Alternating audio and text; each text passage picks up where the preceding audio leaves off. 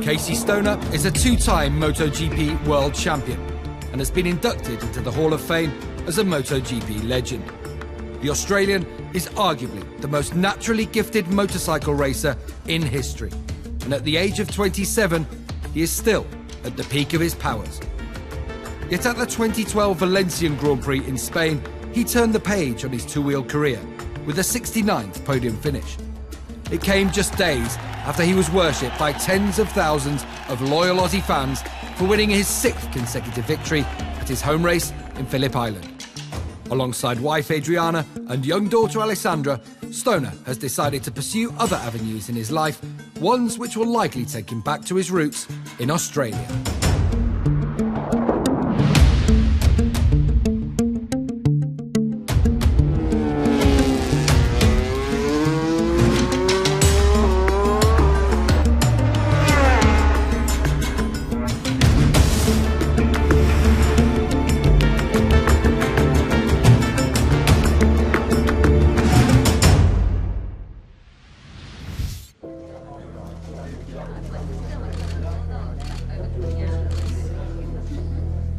I was in the press conference in Le Mans and have a lot of rumor about this, but I never trust. I say, it's just rumors.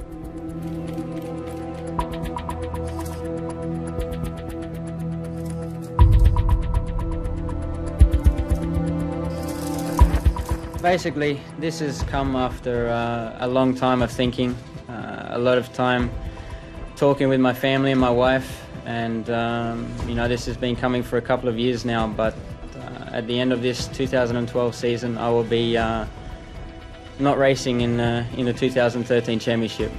I will be finishing my career at the end of this season in MotoGP and go forward in different things in my life. For me, it was a surprise. For me, if you are not comfortable in what you are doing and you have been at least twice world champions at this moment, I fully understand his decision. I was not surprised. I knew always Casey had a particular feeling on these things. You know, it's been a decade or 10 or 11 years, I don't know exactly what it is, but, he's tired.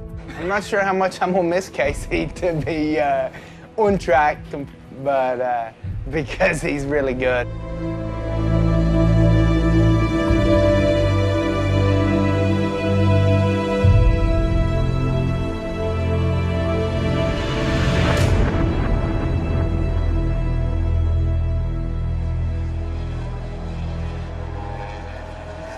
Here comes Casey Stoner. He's the fastest rider on the circuit. This is absolutely superb stuff. They fan out across the track once more down towards Drysack, and it's Stoner who goes through into the lead. Casey Stoner is going to win the Spanish Grand Prix.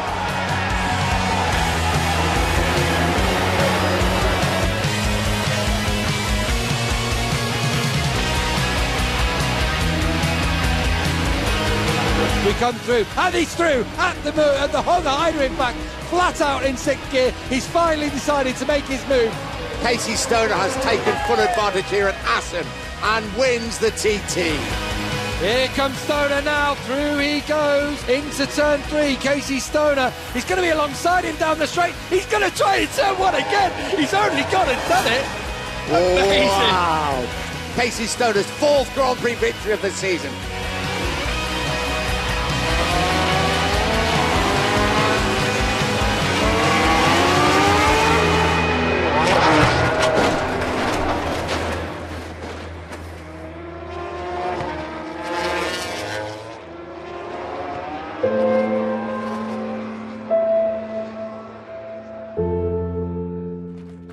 The following day, despite bravely battling to 4th place in the race, Casey knew the ankle injury was so bad that his aspirations of one final title in 2012 were over. He was not going to be able to celebrate the fairy tale ending his rocky road to glory had deserved.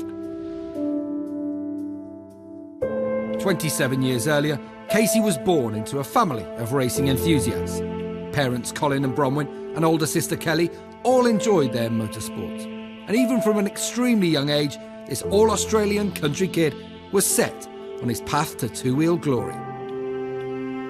I learned to ride in the backyard like anyone else, you know, riding around the grass, making different tracks, all the rest of it. You know, I think it was those younger years that my dad and even my sister raced when I was very young, and just being around it made me want to do it so much more. So it just sparked that, and yeah, never wanted to stop. I've had an association with racing for a long time, and it's always been my passion, and I guess a family passion, if you like. So when Casey came along, his sister was already racing, and it was just one of those things, a natural progression for him. The first time he actually stepped on a bike was probably a little three-wheel thing, and which is at a very young age, I think, before he could even, well, it was before he could walk, and he could do amazing things on that. So when he was about 4.5, we took him to a place where he was allowed to race, and basically put him on a bike, and off he went. From that moment, you know, first race meeting, I was just hooked. You know, I guess competitive edge came out in me, and all I wanted to do was go around and try and beat everybody else out on track. So I can't remember, I think it was somewhere around 41 or 42 Australian titles, and I can't remember state championships, things like that, but we ended up having over 1,000 trophies. My years racing dirt track were vital and very important to where I got today. The decision to come overseas was not taken lightly. It probably took us a good part of a year to decide where to go. Through my grandparents, who are British, we were able to get, you know, my father was able to get a British passport, and then we were right of abode. So we had a little bit of family over there that helped us in the first couple of weeks, somewhere to stay, and so we just decided to take the British Championship route. We moved over there in the middle of winter, from middle of Australian summer. So it was a bit of a shock to the system, and living in a caravan over there in the Lake District, or close to Southport, we weren't there. Yeah, so it was interesting, but we had a great time. Well, the first memory I have of Casey, actually, before I met him, was we were at Donington Park. It was the Aprilia Super Team Challenge back in 2000, I think.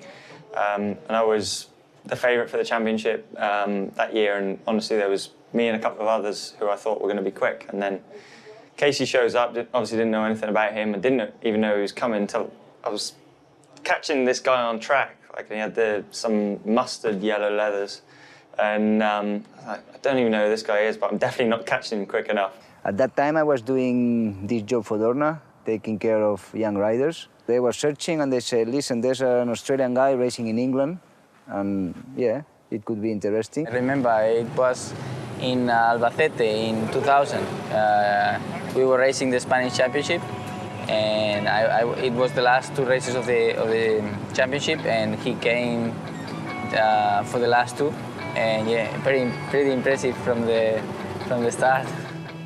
I saw one little kid with a blue bike passing in some fast corner, Albacete, and he was completely out of control, like the bike moving, but he remains full throttle.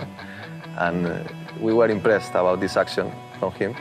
I was talking to them, and I said, listen, I think your boy has a high chance, high potential. Alberto walked out to me and said, who is this boy?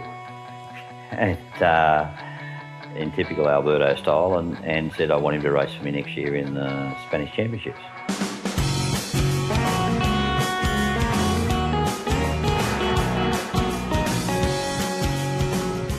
He came to Spain and he was super fast initially. Not so much experience. We gave him a good bike, and yeah, we put him a good package there. And we finally could not win the title because we had some problems in some races, but he was the fastest rider out there for sure. From there, Alberto, you know, took us on. You know, slowly learnt throughout that year the Spanish Championship. Won a few races and you know, got ourselves up the front. So it was that year that we did British and Spanish Championship was really made or broke my career in those early years. And you know, we did a great job in both, finished second in both. We missed 5 rounds, I think, of the British Championship to compete in the Spanish. But both of those were really, really good and very crucial to get the time in. Because they decided to race here in Spain, I proposed them to stay here in this environment, which is my father's house.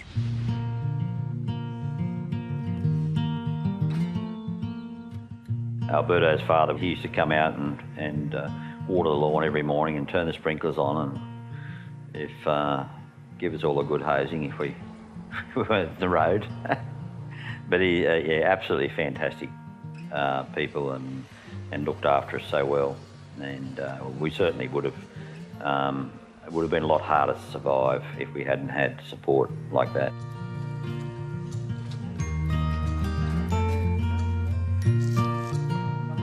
Año y medio más o menos, o casi 2, que estuvo Casey aquí. Esto vino porque Alberto conectó con el padre o con él, no lo sé.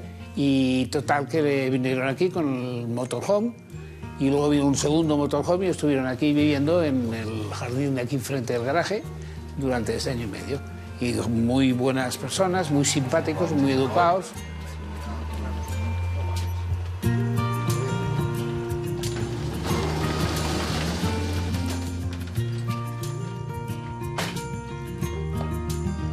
It was nice to actually have somewhere to go and a little room to sort of spread your wings. There was a motocross bike I could use occasionally, and you know, that sort of really helped us through that stage of our life.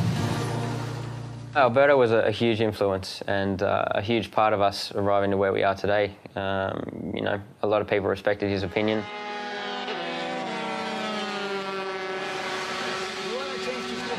I remember after that year, I went one day to Carmelo. I said, listen, this guy is super good in my opinion. And after this year, racing in Spain with the 125 Telefonica, you must help him to go to the MotoGP Championship. He talked with Alberto Puig, and Alberto said, yes, no problem, this kid will be fast anyway. He will surprise everybody even in 250 machine, and there is no problem, you know.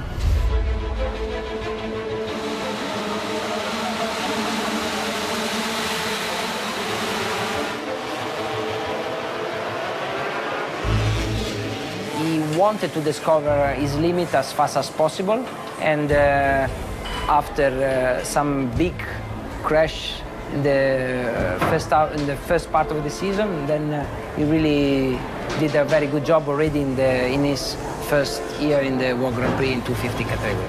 He made mistakes, but he learned from his mistakes, and he was always prepared to push the limit, where other people aren't prepared to push the limit.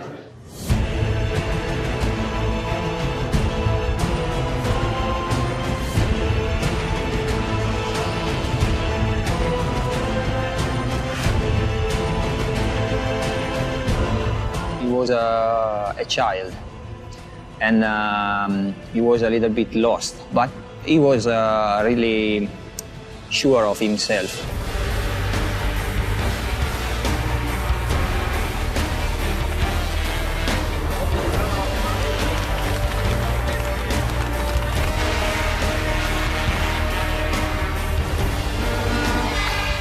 Yeah, in the last 2 laps, I think maybe I can win, but Alex in the last corner comes underneath me and I struggle to get second place, but I'm happy.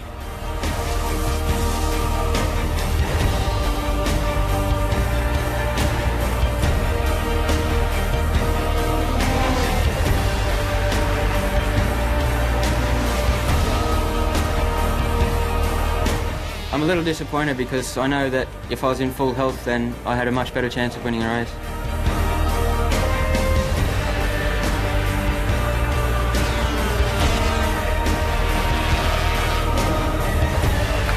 I think I just need a little bit more speed so I could be close to the braking mark in the last couple of laps. So a little bit disappointed again.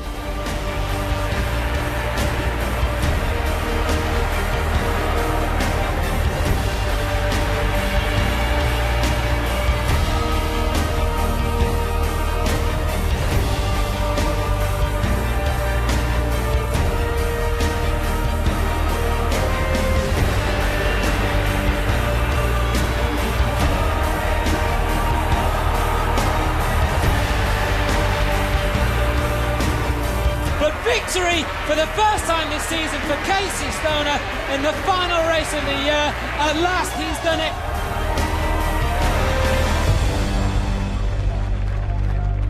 For sure KTM was a very competitive bike in that period.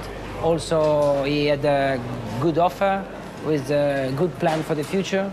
Together with his father, we decided it was good for him.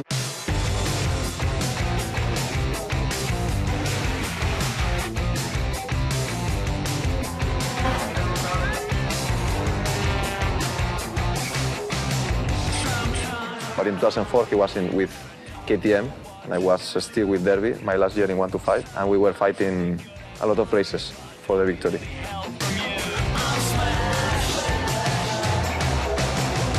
Together with the young Beethoven, we offered him the possibility to join back LCR with Aprilia 250 factory, and he definitely accepted, and yes, we started again.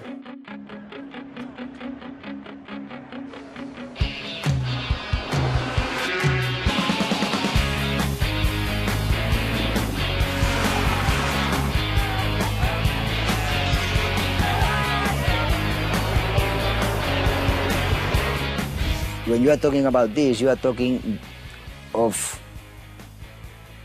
in my opinion, the most talented riders that have been in the last years, no? Which is Casey and Danny, or Danny and Casey. Every race weekend was tough.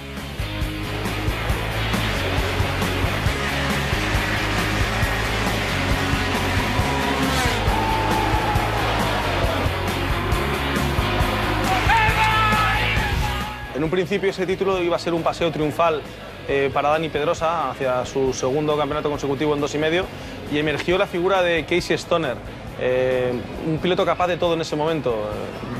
De hecho ya se le empezó a llamar también Rolling Stoner, ¿no? Por la facilidad que tenía para irse al suelo, pero al mismo tiempo tenía una facilidad increíble para ganar carreras cuando nadie contaba con él, ¿no?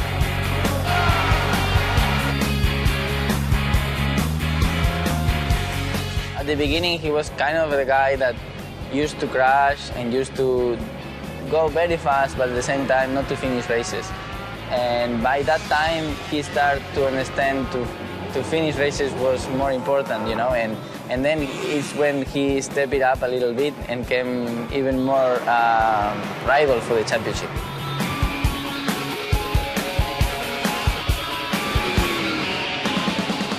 Y recuerdo que le hizo sufrir a Pedrosa más de lo esperado en un principio. Al final, una caída suya en Australia facilitó que Dani fuera campeón con varias carreras de antelación. Casey Stoner has crashed out of his home Grand Prix. Dani Pedrosa's gone flying. We did all we could. We made a mistake in Phillip Island, which lost us the championship. But again, we proved what we could do. Won a lot of races that year, and you know, had a fantastic battle with Dani. So it was that really paved our way for our opportunity in MotoGP. I don't think anybody was really looking at us or paying any attention before that.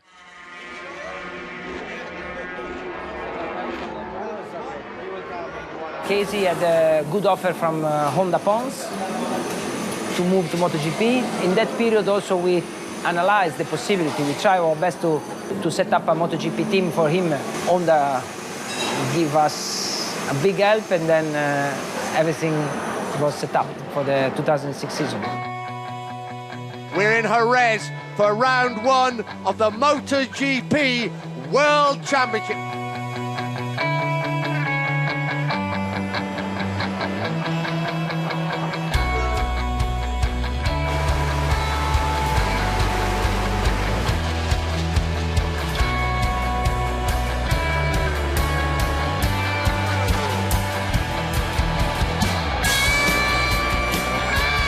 Have a look out for Casey Stoner. Casey Stoner has taken 6th place from Shinya Nakano.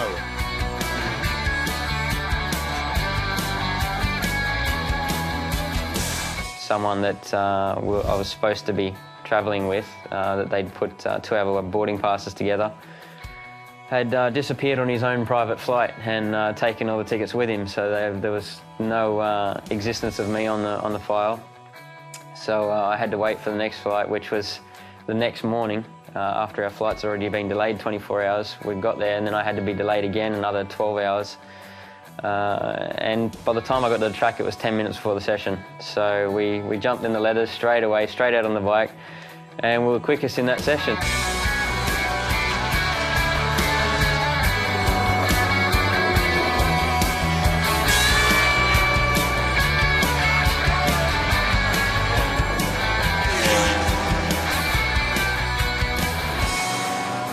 wouldn't expect to be up here for at least a couple of years, you know, in the MotoGP class. But all weekend, you know, the teams worked perfectly, and we've had a really good setting. So it was just a matter of putting a qualifying tyre in, and you know, we managed to pull off a pretty good lap.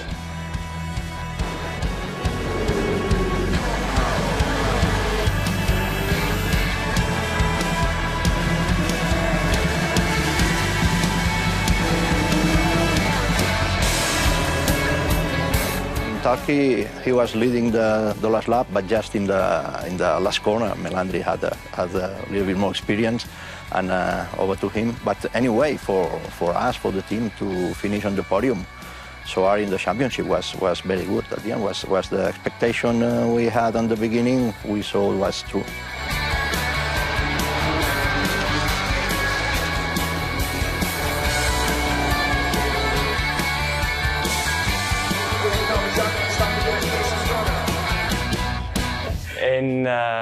In Le Mans 2006, his first year in MotoGP, they changed the circuit, they changed the first corner, and Casey was never one for going around the circuit on a Thursday.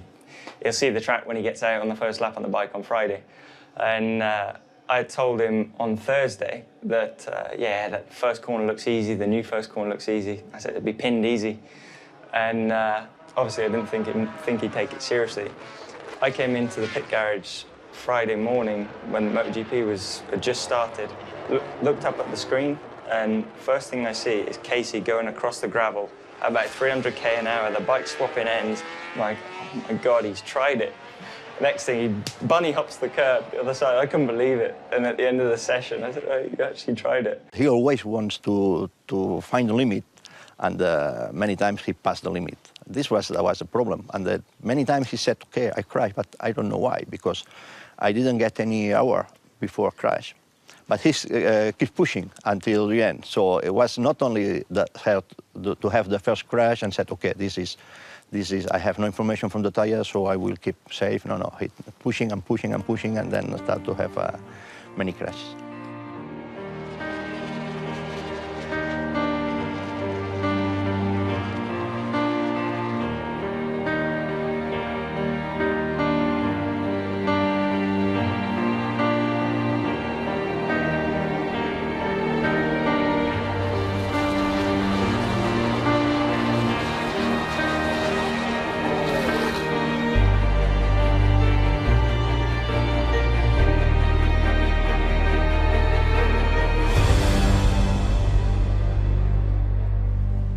Just prior to making the decision to go to Ducati, there'd been a lot of discussion with Yamaha, and we'd actually made a decision to go to Yamaha.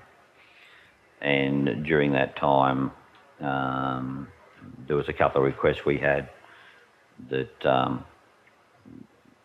we would be part of the same garage as Valentino, and that was basically knocked back. So when that was knocked back, the contract was taken from the table, and we marched over to Ducati and said, right, we're ready to go. At that time, there was the Honda 1000. That was probably a perfect machine, developed after 5 years or something. The Ducati 800 was a brand new bike with a totally different engine, much more picky. So Casey's first test on the bike was not like, wow, I'm so happy. It probably was different. But already in Qatar test before the race, it was clear that it was a good combination. We already knew he was unbelievable fast in that track because we did a race simulation, I think 16 consecutive chronos during the test, 2 weeks before or 1 week before, and he was really, really fast. But you know, the race is the race, so nobody expect he can keep going like this, and in the race he did something unbelievable.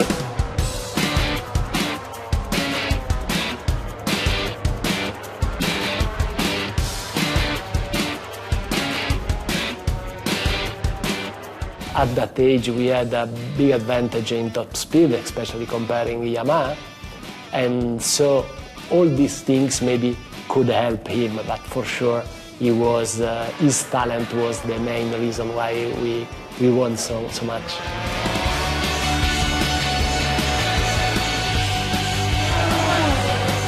thought that, okay, with maybe Yamaha is a little bit behind with the development of the new machine, but Casey is very fast on this circuit. Last year as a rookie was in pole position here, so, you know, it was really too early to start thinking about the championship.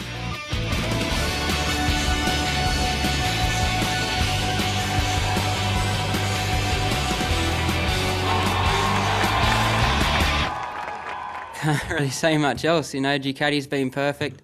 You know, we've had a couple of problems over the weekend, but they've all been resolved, and you know, the whole team's just working great for me. You know, Bridgestone tyres to do the fastest lap of the race on the last lap. You know, they've got to be pretty damn good. So I'm very happy with the way things are going for me.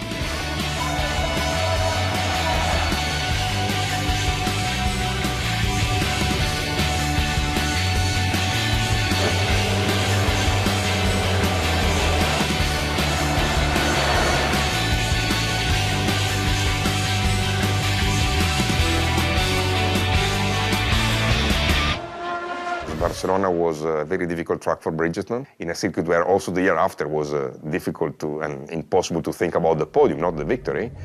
Casey won.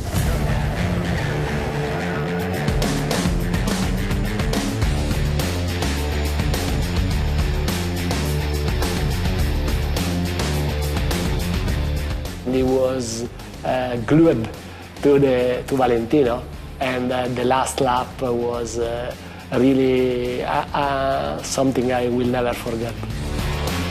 Rossi up the inside, round the right-hander. That's an incredible overtaking manoeuvre from Valentino Rossi. The race of the season, perhaps even the race of the decade.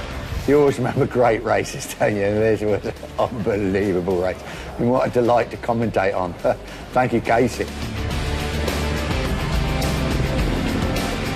21-year-old Australian riding the race of his life. Casey Stoner wins the Grand Prix of Catalonia. What a race!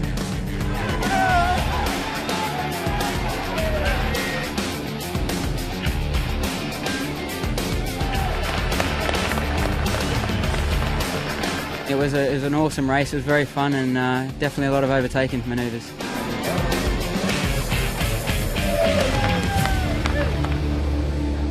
Until Misano, I didn't believe it was so easy. Then in Misano, Valentino had the problem with the engine and Casey won the race. Then the gap, I don't remember the points, but the gap was big enough with the races remain that was, okay. It's a question of where.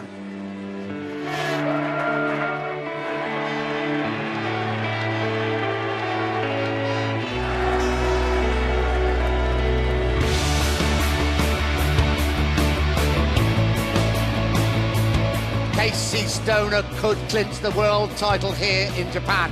And a rare smile from Casey Stoner. Had a real tough time in qualifying. Casey Stoner's mum and dad are there. Colin and Bronwyn, that's his trainer in the middle.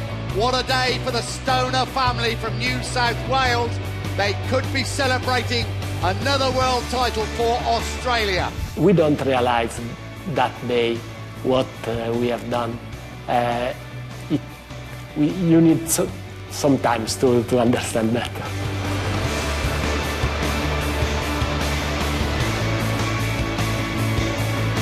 We could win when we wanted to win, but we had to manage those times when the bike and everything just really wasn't working on the weekend. So we did that as best we could. Ducati showed, you know, perfect reliability, so we didn't, you know, give away too many points in that way, and you know, managed to pull through at the end of the season. But it was really a fantastic time to do it with Ducati, with a brand of bike that wasn't expected to fight for the championship, with a brand of tyre that wasn't expected to fight for the championship, after Michelin had dominated for so many years.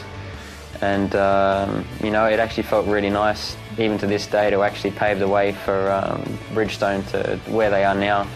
I think is a lot to do with myself and, you know, my team doing the job that we did. 彼と、ドゥカティの速さが非常に際立った年でしたし、我々も一生懸命いいタイヤを開発して、みんなで、取れたタイトルだと思います。幸いにも茂木の日本グランプリで、タイトルを決めることができまして、本当に我々としてはですね、ケイシーのことは、忘れることはできない、日本グランプリの一瞬は非常に印象的でした。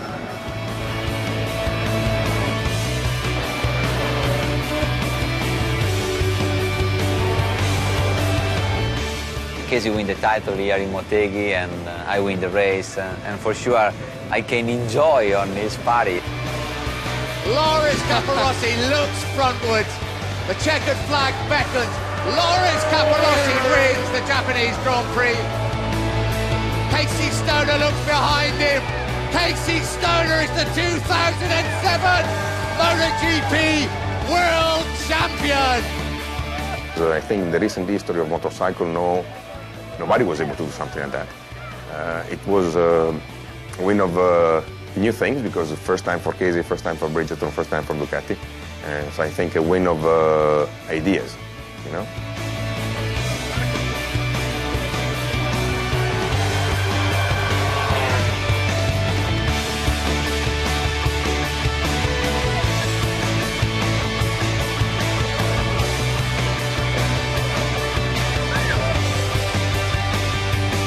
Also was very important that European brand was winning the championship since until many years after the last victory of MV Agusta. Then this was really amazing. It was very good, and without the talent of Casey, this was not possible.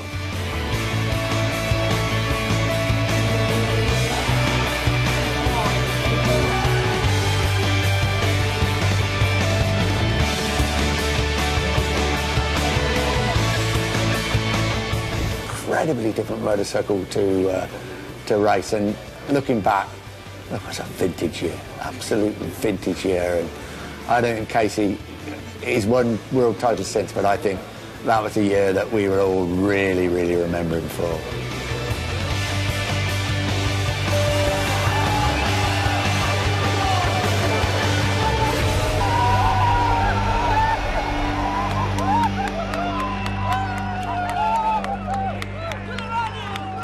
For Casey to turn up on a Ducati, which it was well known to be difficult to ride, and just to make it look like it was easy, really kind of had myself and a lot of people asking the questions, has the previous riders not been good, or is Casey really special?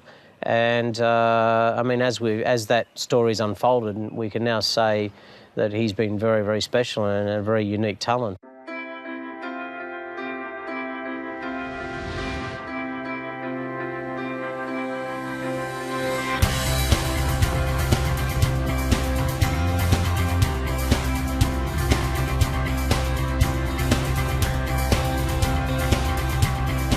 Going there as champion and you know, having the amount of people that we did there was fantastic, and the amount of people below the podium after we won that race was just awesome. So I had an absolute ball that day.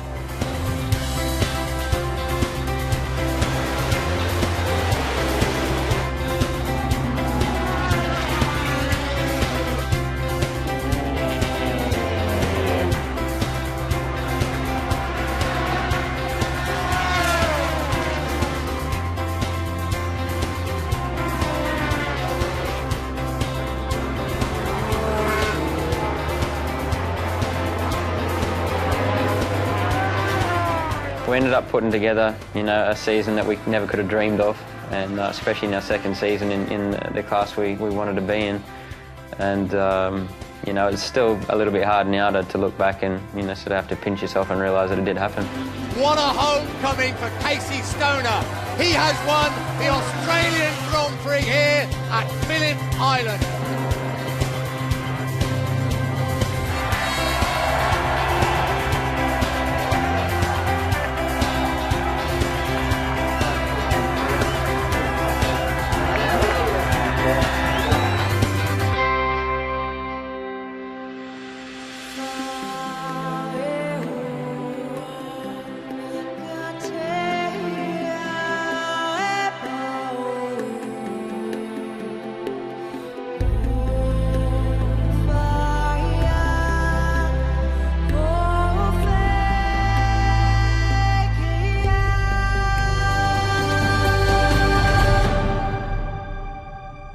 In 2008 was hard, but still he was winning a lot of race, and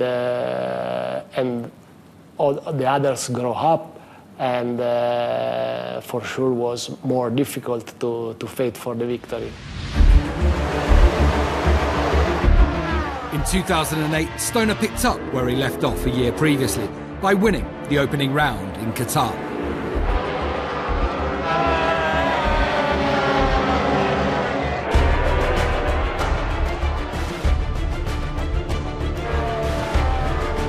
Stoner then went 6 races without a victory, but he came back to win 3 in a row at Donington Park, Assen and Sachsenring.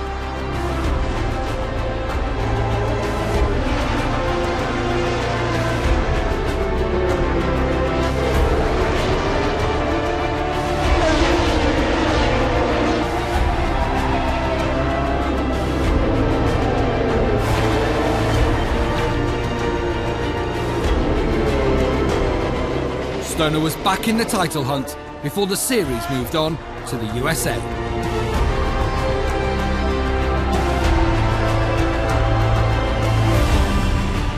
We arrived in Laguna Seca with the Casey that came from 3 wins in a row, and in Laguna was 1 second faster than anybody else, so looks like, okay, we can catch up on Valentino.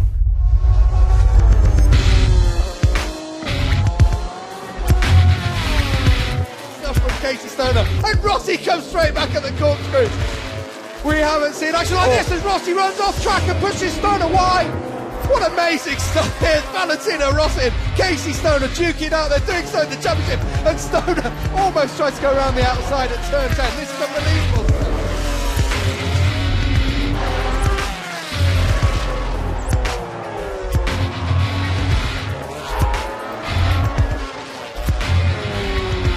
Going to run it wide and onto the gravel. That could be the end of the race. He's gone down. Casey Stoner has gone down. Well, that is the end of the American Grand Prix. Valentino is a master of getting into people's heads and winding them up, and there were lots of things, not just the pass in the corkscrew, but there were a lot of things about that race that infuriated Casey.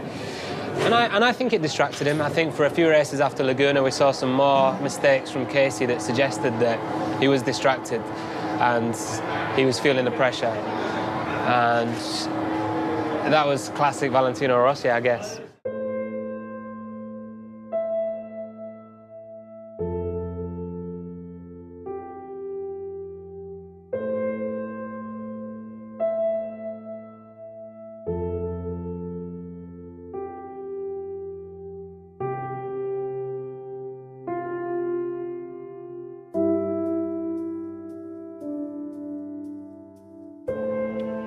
Whether in the mind or not, the crashes meant he wouldn't retain his title.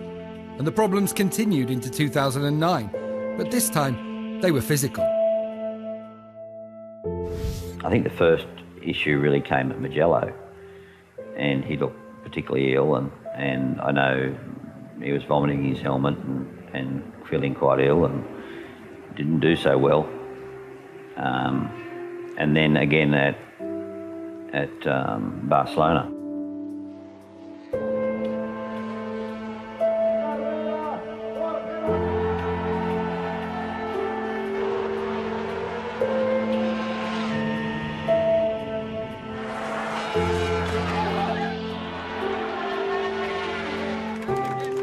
I was completely destroyed in those races. I couldn't hold onto the bike, I couldn't brake, I couldn't do anything.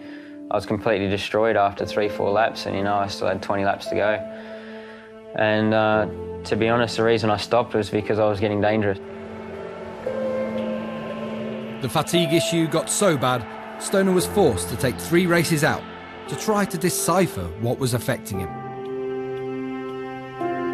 It was a fascinating part of the championship, which nobody really understood what was going on. I mean, there was rumours at some point that Casey wasn't even going to come back. He didn't take care enough of a small problem. This problem became bigger and bigger. His health started to go down, and so at the end he paid for this. All the exams we did in Europe, it looks like there was nothing wrong. Still, Casey was very sick. And then you start thinking and hearing about many things, and it's very difficult to find somebody in which you trust. And being Casey Australian, of course, it increased the problem because Australian guys believe a lot in their system, in their medicine, in their doctor. This is normal. At Estoril, Stoner came back after a diagnosis of lactose intolerance and this seemed to be the key.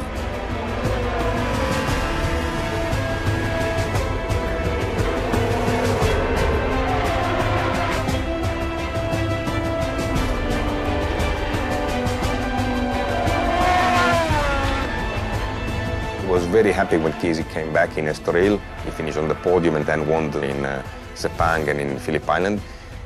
It proved that the move was difficult, but the right one. So it's been a difficult time, but at the end of the day, I think we did the right one.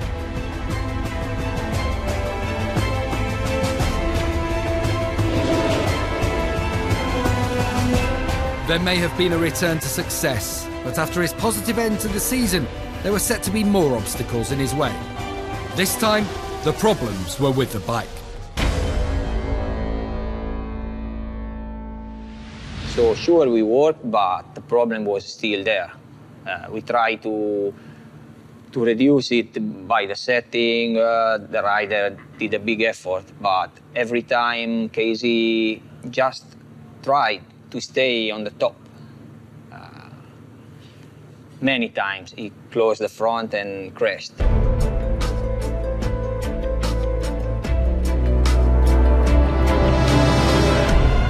These front-end problems were clear right from the very first race in Qatar, and they caused frustration across the board. Stoner was clearly unable to challenge regularly for victory.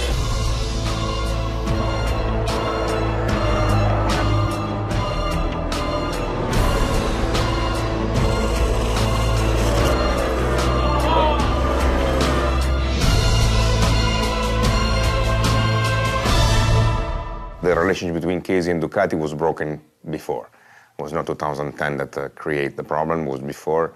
Casey was not happy the way Ducati managed the situation, and that's something that happened. It's when even the people from the factory that I was riding for were doubting it, and they weren't supporting me, they weren't being there for me. That's when it really shocked me and surprised me that after all these years and all the things we've done together, in a strange way, that was the starting point for where we are now and, towards the end of my career. Like Ducatista, I was sorry for that. But because I like Casey a lot, I think he had the chance to win 2 championships, one with us and the other with Honda. So he has different, it's something he deserves.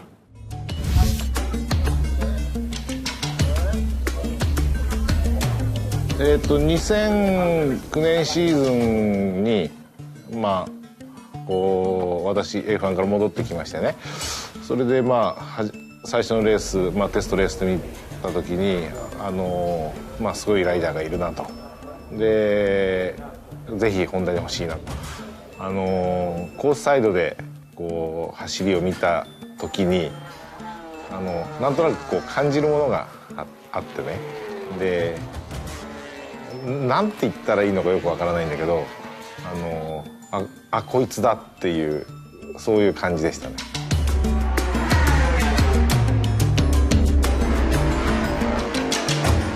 Day 1 in Valencia was the fastest Honda on track, second behind Jorge day 1, and fastest overall day 2.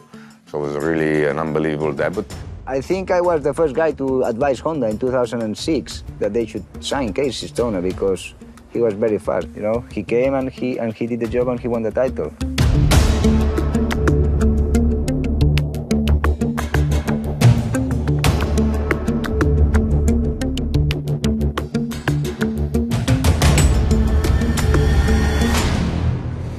Casey Stoner against the demon starter, Dani Pedrosa, in the middle of that front row. The world champion, number 1, Jorge Lorenzo on the outside. Racing gets underway, 2011. Casey Stoner rounds this. Will it be all changed at Jerez? He loves this Qatar circuit and he's back to take another victory, the one he should have taken 1 year ago. Sure, if in 2007 was for many people a surprise, in 2011 would have been a surprise if he didn't win Qatar. Ross is in the mood. Ross is in the mood. He's going to go through very late, and he's taken down Stoner. That's silly. Valentino Rossi attacked from a long way back, and he's taken out. History goes, Valentino and Casey, like it or not, are linked somehow. And yeah, sure, it was a big shock.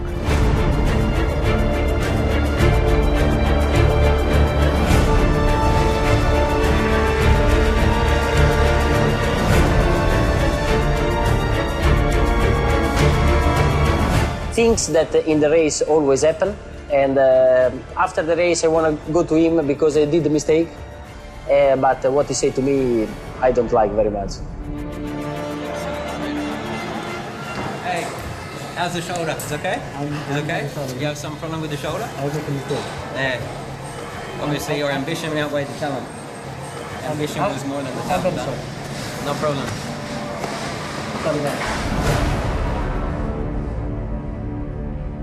He knew from that point on he cannot do one single mistake. A brilliant victory in treacherous conditions at Silverstone was crucial.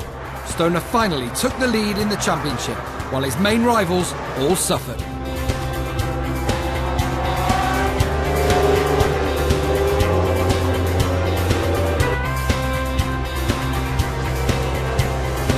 I've never seen anybody ride in the wet like that. I thought his performance at Silverstone in those conditions was quite unbelievable.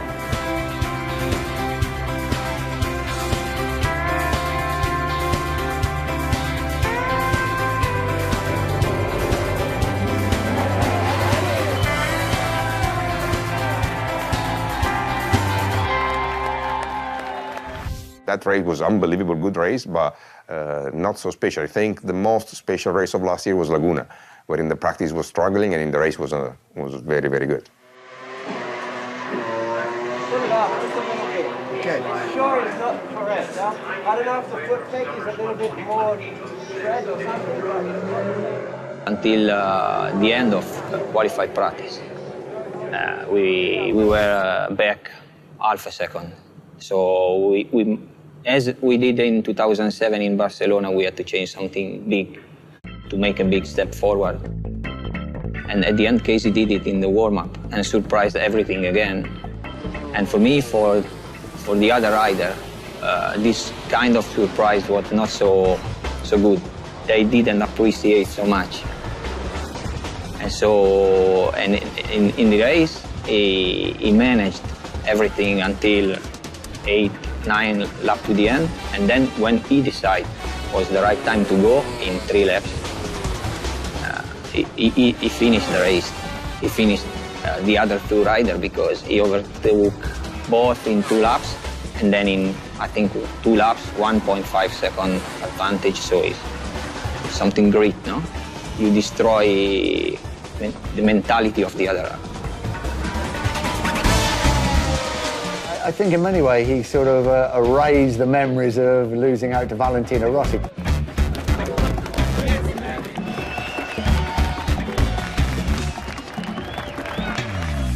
On his 26th birthday weekend, Casey then headed to his home race, where he had won for the previous 4 years.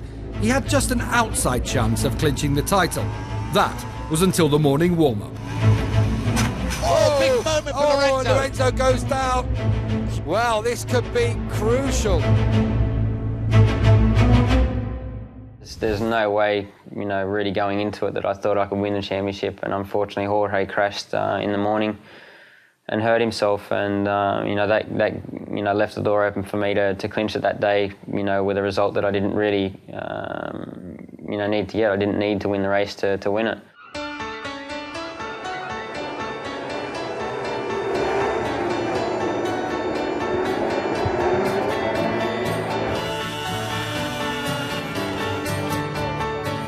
The way everything came in line on that one particular day was quite something. I don't think anyone else in their career can ever, have so many things happen in one particular day.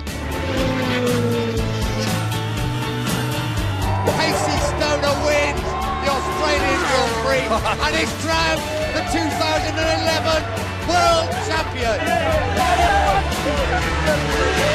It was a great day for everybody, for him for first, I think after many years pushing so hard, when confirmed to be a champion at home with all the fans, and in his birthday day, I think was great for him and for all the rest of the team.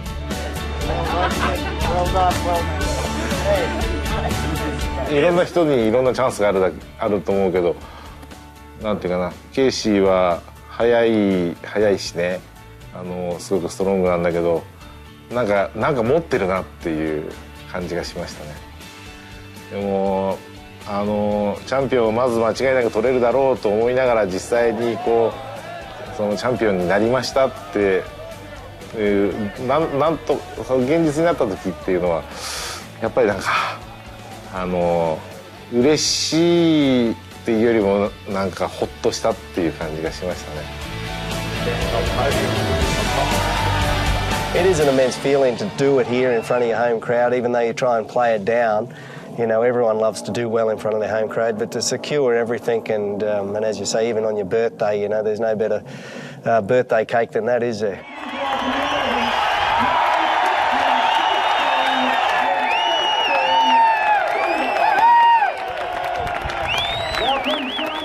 It was just, you know, the dream come true. That was our perfect season.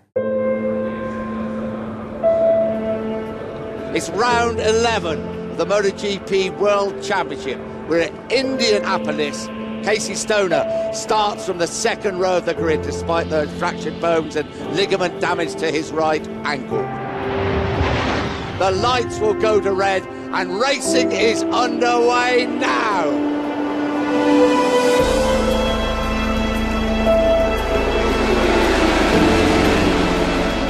You would imagine the pain is just throbbing through that injured ankle now.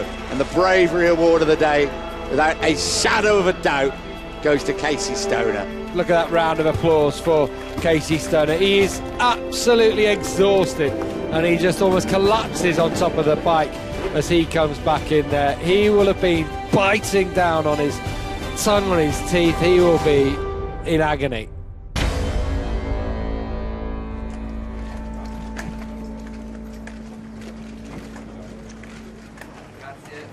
The worst thing to do would be to keep going on it, keep riding with it. And the best thing to do would be to get back and have surgery as soon as possible. So that gives us the quickest recovery rate before the end of the season, and hopefully we can get back. Io non parlo di eventuale vittoria a Phillip Island, parlo di sicura vittoria a Phillip Island. That'll be the legend. If he goes undefeated, if he's 6 consecutive victories in Phillip Island, he'll be Mr. Phillip Island. I think one last win at Phillip Island will be the perfect way to end his career for him.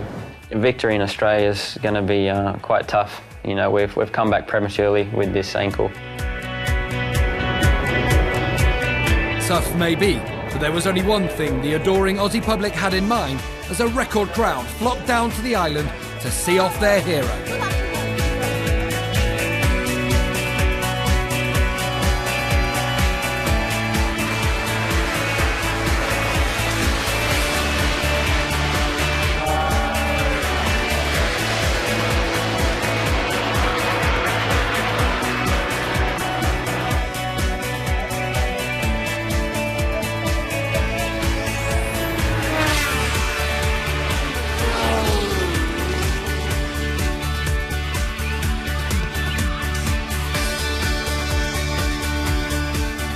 I learned a lot more than from him that he learned from me, you know? And so for me, it's an unbelievable period of my life.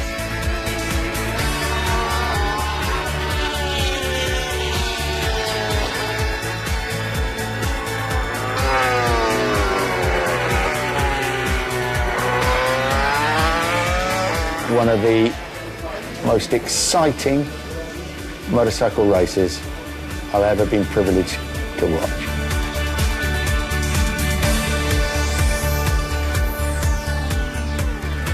I'm very proud to have been able to be so close to him. I hope I did something good for his career because he deserved it. And he's a guy that will remain always in my heart, for sure. he have a different riding style compared to the others, and is one of the first of the next level. You know what they say is the next riding style. 2 world titles is a lot more than anybody ever achieves. So I think he'd have to be extremely happy with his place in motorcycle history, and can rest easy at night knowing that he was one of the fastest ever. We'll remember him as a pure talent, a rider who loved to open the throttle and to control the bike. And he only think about riding.